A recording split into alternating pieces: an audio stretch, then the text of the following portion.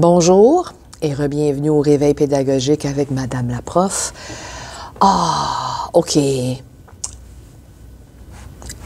On a eu un début de semaine particulièrement intéressant.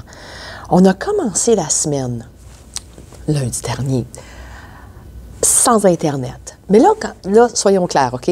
Ce que je suis en train de décrire est un problème de privilégié, OK? C'est pas comme si, on a commencé la journée avec aucune eau courante, ou on a un manque d'effectifs, ou l'école a brûlé. Non, OK? Ce que je suis en train de décrire, c'est un problème de privilégié, et je le reconnais. Bon, OK? Mais soyons clairs. On avait aucun réseau Wi-Fi. Nous n'avions aucun réseau Wi-Fi, aucun réseau sans fil. Il n'y avait aucune connexion Internet. Le réseau de la commission scolaire avait planté, mais de manière spectaculaire. Quand tu reçois un courriel le soir, la veille, comme quoi on a des problèmes de connexion et on n'arrive pas à avoir de l'Internet à travers le réseau de la commission scolaire, comme partout.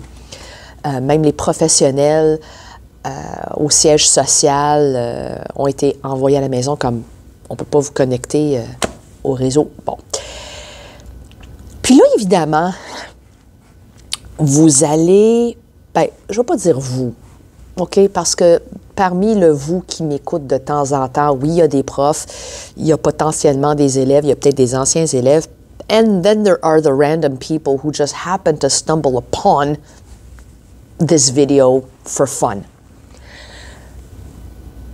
Vous allez dire que, c'est la preuve que on ne devrait pas dépendre de la technologie pour l'éducation, pour l'enseignement. Mais, OK, avant qu'on me dise que la raison pour laquelle se frustrait tellement de profs, cette panne d'Internet, et pourquoi tellement de profs étaient fâchés, en colère, et puis avant qu'on me dise que on ne devrait pas enseigner avec la technologie, ça serait un peu comme dire « tu n'as plus le droit d'utiliser l'Internet pour payer tes comptes bancaires, tes comptes comme hydro, téléphone, électricité, tu n'as pas le droit. Il faut que tu ailles directement à la banque. » Ça serait un peu comme dire ça. OK? Oui, il y a certaines personnes qui le font encore, qui vont à la banque pour payer leur compte, mais tu sais, c'est une minorité. Ça serait comme dire tu n'as plus le droit d'utiliser un grille-pain pour griller ton pain. Quoi, comme tout à coup, on n'a plus le droit d'utiliser le toaster? C'est facile de pointer le doigt à la technologie quand il y a un problème, OK? Quand il y a une panne aussi énorme, et de dire que, on ne devrait pas dépendre d'eux, OK? Puis, soyons clairs, là, comme, oui, il y a déjà eu des pannes, par exemple, de trucs comme Instagram, Facebook, puis là, le monde capotait, puis là, on se disait comme, tu savais pas quoi faire, puis tu n'avais pas Instagram, comme, OK, trouve-toi autre chose à faire, écoute de la musique, lis un livre, OK? Là, on est en train de parler d'un domaine, tout comme plusieurs autres domaines professionnels, qui a créé un contexte, un environnement dans lequel nous avons adapté nos méthodes, nos façons de travailler pour la technologie. Comme, tu sais, je ne veux pas dire qu'on n'utilise plus la craie, mais de plus en plus, on s'attend à ce qu'une salle de classe, du moins dans mon coin du pays, dans mon coin du globe, on s'attend à ce que de plus en plus de classes aient un écran numérique, OK? Un genre d'écran tactile, là. Bon, OK?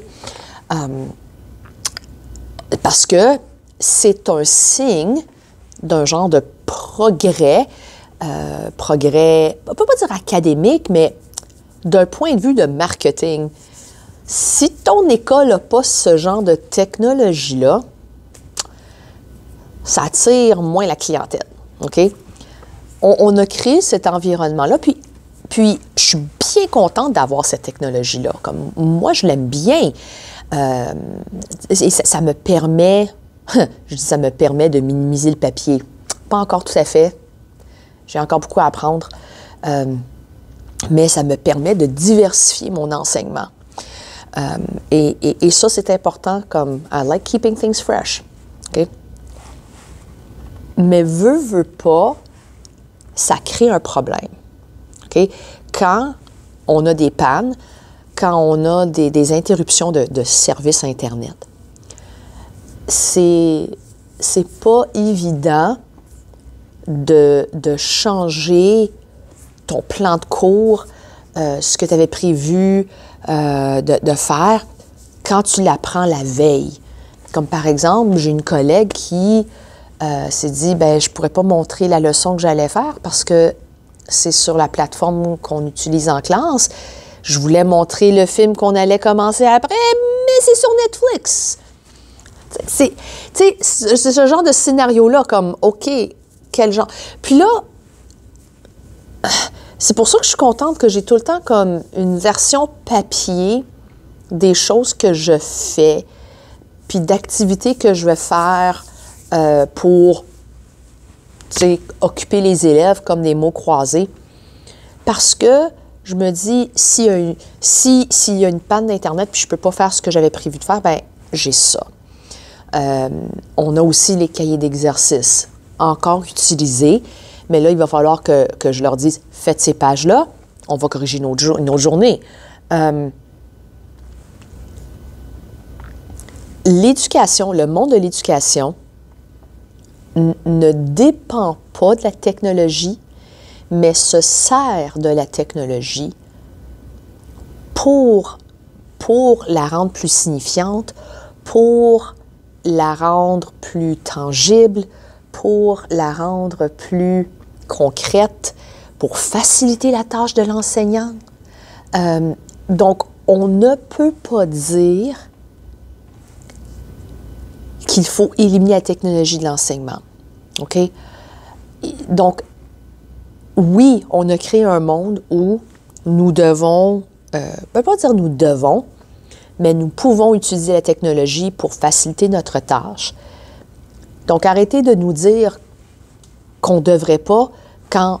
C'est comme tu sais, quand toi, tu étais jeune, quand moi, j'avais 8 ans, 9 ans, puis je voyais des choses qui se faisaient en 1940, 1950, puis je disais, « Wow, une chance qu'on ne fait pas les choses comme ça. » Pourquoi est-ce qu'on voudrait retourner dans le passé? C'est le progrès, c'est normal. On change, les temps changent.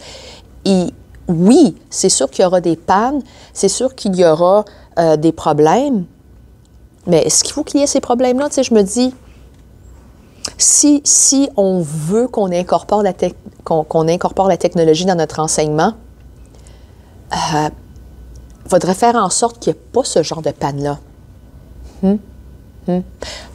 Je réfléchis à voix haute. Parce que des fois, comme un accident, c'est un accident, comme tu ne peux pas le contrôler, mais est-ce qu'il y a certains accidents qui pourraient être, je ne sais pas, prévisibles? Je ne sais pas. En tout cas, ce sont les pensées pour ce matin. Et je ne sais pas s'il y a des profs qui m'écoutent en ce moment. Est-ce que vous servez de la technologie dans votre classe et à quel point est-ce que ça vous affecte quand il y a une panne? Laissez-moi savoir. Bonne journée.